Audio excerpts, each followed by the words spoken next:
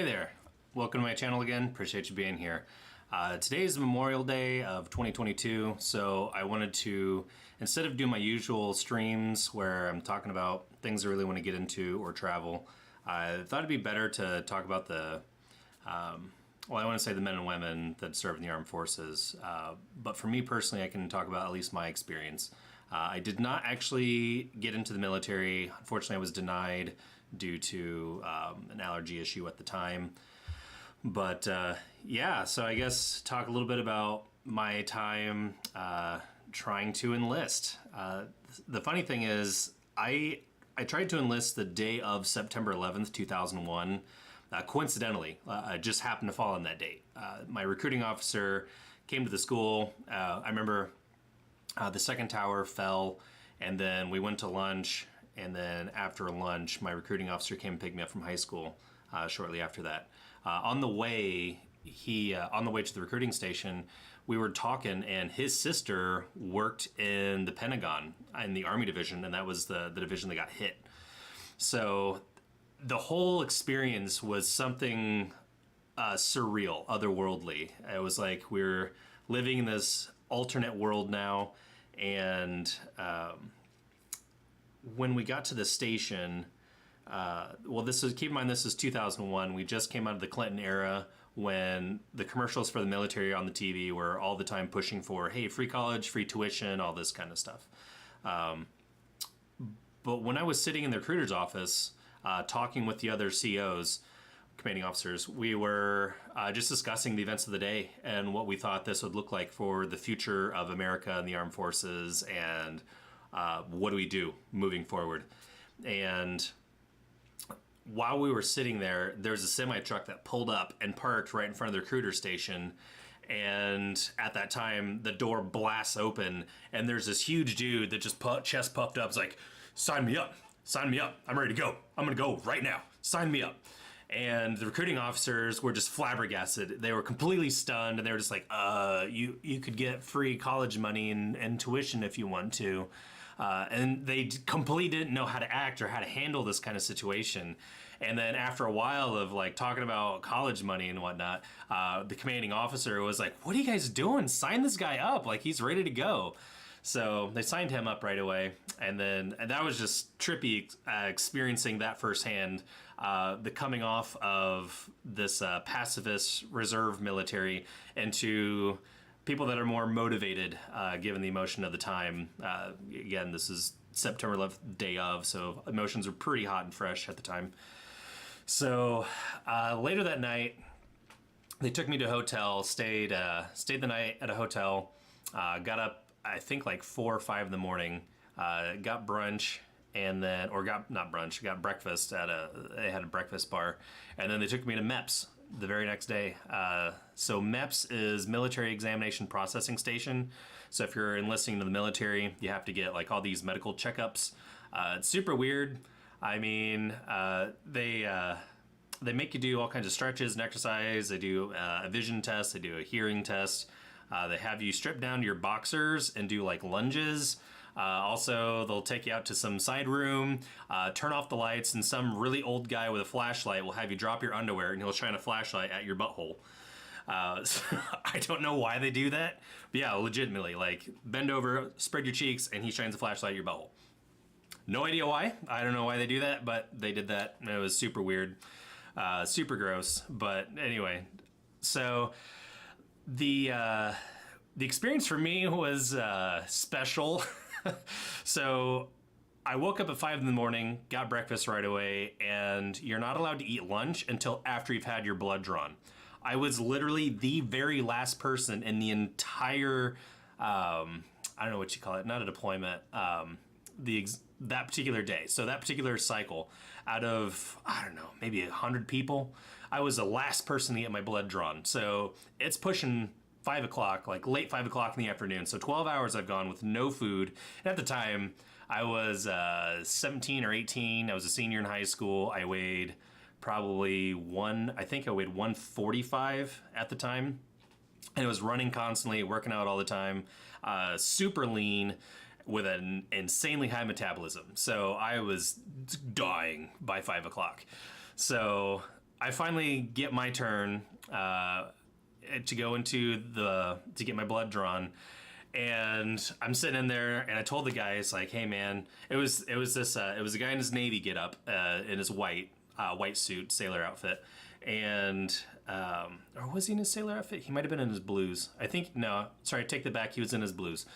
So he and another naval officer were with him, and they sat me down in the chair and like, all right, I got to tell you guys, like, just full disclosure up front. I absolutely hate needles. I don't do well with needles. Ever since I was 2 and got a tetanus shot from a needle, I was like, yay big. And the guy was like, oh, yeah, we get in these, like, big, tough guys all the time. Like, oh, yeah, I'm going to join the Marines and all this kind of stuff. And we pull out the needle, like, they cry like a little baby. Like, no, that does not help at all. That does not make me feel better any bit. So, anyway, so he sticks me with this big, honking, thick needle. I'm like, okay, take it out of me. Like, I feel my head getting light. Everything's getting gray and fuzzy. I'm like, just hurry up, take it out. Just get what you need. And the guy was like, all right, now pump. I was like, I'm sorry, what? It's like, pump. Like, pump your arm, pump your vein. Like, oh, please be kidding. It's like, no, you gotta pump. It's like, oh, okay. So I started squeezing, and every pump, like, my head got lighter and lighter and lighter and lighter. And next thing I know, I'm an angel, and I'm flying over this interstate overpass, and I'm chasing this van that has this little girl in it that's like dying, and there's this people inside that are freaking out, trying to get this little girl to safety, and there's this swarm of demons that are chasing this van, trying to kill this little girl, and I've got this big honking flaming sword, and I'm fighting all these demons while flying over the top and the back of this van, like fighting all these guys off. Next thing I know, I hear, Scott, wake up, Scott, wake up. And then I see, like, my vision cuts in, like, in these diagonal lines, like Microsoft at the time would have these screensavers where the image would change by these diagonal lines slashing in. That's what my vision looked like. So my vision came too, and there's that nurse, like, up in my face, like, Scott, wake up. And the whole time I was like, who's Scott? Like, I'm not Scott. Oh, that's my middle name. I don't know why, because I was wearing a name tag, and it was like, Duran, Scott Johnson, and he picked like the tiny middle name to start calling me. I don't know, but anyway, yeah. So I completely blacked out. Started punching him, and I was like flailing around trying to fight the 2 nurses, and they both had to like jump on me and hold me down, and try to get me under control. And he was like shouting in my face, trying to wake me up.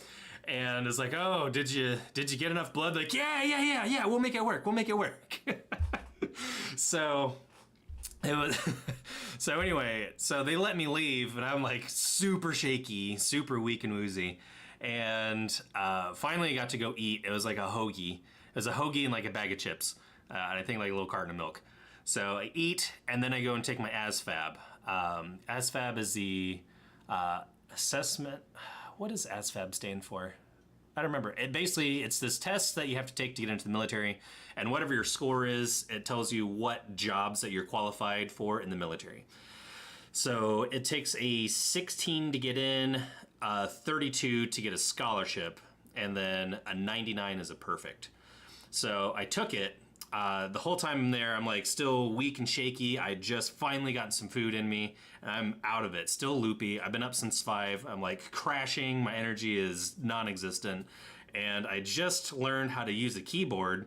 I think the semester prior, or actually I think during this time. Yeah, at this time, I was taking a Mavis Bees typing course as my senior year. Yeah, so I was taking this typing class to learn how to type. And I remembered where all the different keys are where you're supposed to put your fingers. So anyway, the test was I was sitting at a keyboard, and they taped it all off except for they had A, B, C, D, E going across, but not where they're supposed to be. And one of the keys was where I'm used to typing a letter. So I think like the D was where the B was at or something like that. So anyway, so I'm taking this test, and I look at the question, I solve the problem, and then like the answer is D, and I hit B because I'm used to where the D key is at, so I'm pushing the letter B as my answer, and like, so I solved the answer and picked the wrong one. So I did that throughout the whole test. I didn't do it the entire time, but I kept like catching myself periodically, like getting the wrong answer. And then at the end of it, by the way, this test determines like what you can do in the military. And I'd already had my plans figured out. I wanted to go into special forces. I wanted to go into either Army or Marines. I wanted to do special forces. I really wanted to go into sniper school, and then have a focus on demolitions, or do military intelligence or psyops. One of those. And then spend my life in the military, retire as a general, then hopefully get selected for Secretary of Defense. So my whole career was built up around this test and my whole plans for a military future. And it's all riding on this. And I finished the test, and I was the only one there because I was the last one to like get my lunch and whatnot. There was no one else in this room. It was just me and the last guy waiting for me to finish the instructor waiting for me to finish this test.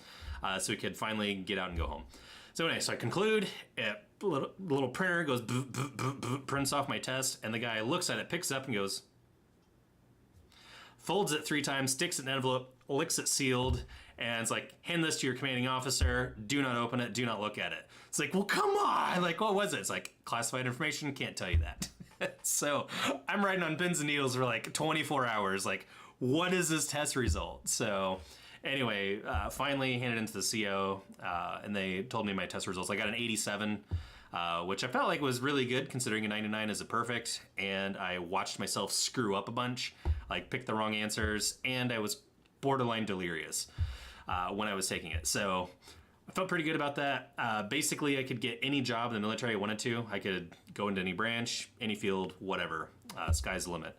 But then they found out that I was allergic to bee stings, and I tried to get a waiver to override that, and the waiver was denied, and then all branches of the military said, no, we're not going to mess with this.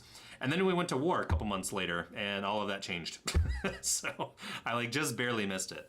Hindsight, I guess I am glad that I didn't get in. I would be a very, very different person than I am now. I still really admire and appreciate and respect the military. In fact, when I was in France and Germany, one of the top things that I wanted to do was to go visit Normandy Beach. So I went to Omaha Beach, Normandy, which is the D-Day invasion. That's where, if you've seen Saving Private Ryan, the opening of the film where the boats came up, the gate dropped, and all the soldiers ran out and just got lit up by MG-42s. This was that beach. So this is a part of it.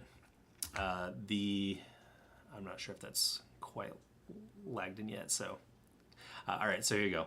So this is the beach. This monolith is one of the beach heads, one of the sections where the soldiers came up. This is one of the pillboxes that they had to come up and take on.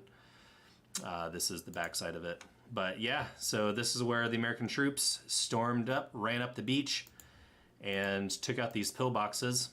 This is a memorial of that. It has a bunch of different names on it. This is one of the tunnels where the Germans would run through and try to get to other sections. But the museum going into the cemetery right next to the beach, there was a section where there's a plexiglass wall, and you could look into it, and there's an M1 Garand with a soldier's helmet on it, signifying the soldiers that have fallen in World War II.